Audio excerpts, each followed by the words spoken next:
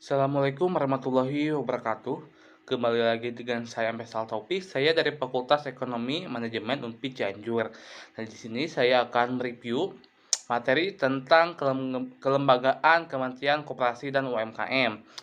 Sejarah Kementerian Koperasi dan UMKM periode sebelum kemerdekaan. Nah, koperasi adalah institusi lembaga yang tumbuh atas dasar solidaritas tradisional dan kerjasama antar individu yang pernah berkembang sejak awal sejarah manusia sampai pada awal revolusi industrial di Eropa pada akhir abad 18 dan selama abad 19 sering disebut sebagai koperasi historis atau koperasi pra-industri. Nah, koperasi modern didirikan pada akhir abad 18, terutama sebagai jawaban atas masalah-masalah sosial yang timbul selama tahap revolusi industri.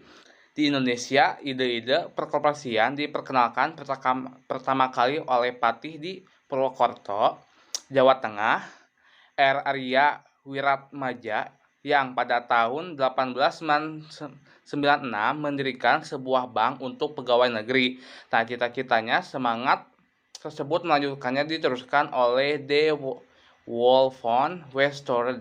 Nah, pada tahun 1908, Budi Utomo yang didirikan oleh Dr.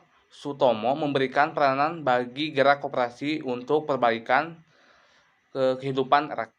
Pada tahun 1927, dibentuk Serikat Dagang Islam yang bertujuan untuk memperjuangkan kedudukan ekonomi pengusaha-pengusaha pribumi. Kemudian pada tahun 1927 berdiri Partai Nasional Indonesia yang memperluaskan semangat koperasi, sehingga saat ini kepedulian pemerintah terhadap keberadaan koperasi jelas dengan membentuk lembaga yang secara khusus menangani kepembinaan dan pengembangan koperasi. Nah, selanjutnya ada visi dan misi Kementerian Koperasi dan UMKM pada tahun 2014 sampai 2019. Nah, terwujudnya Indonesia maju berdaulat, mandiri, dan kepribadian berdasarkan gotong royong. Nah, misi Presiden dan Wakil Presiden Indonesia memiliki 19 visi dan misi. Yang pertama ada peningkatan kualitas manusia Indonesia. Yang kedua ada struktur ekonomi yang produktif, merata, dan berdaya saing. Yang ketiga ada pembangunan yang merata dan berkeadilan. Yang keempat ada mencapai lingkungan hidup yang berkelanjutan. Yang kelima ada kemajuan budaya dan mencerminkan kepribadian bangsa. Yang keenam ada penegakan sistem hukum yang bebas korupsi, bermartabat, dan berkepercaya. Yang ketujuh ada perlindungan bagi segenap bangsa dan memberikan rasa aman kepada seluruh warga Indonesia. Yang kedelapan ada pengelola pemerintah yang bersih, efektif, terpercaya. Nah, yang terakhir ada sinergi pemerintah daerah dalam kerangka negara kesatuan.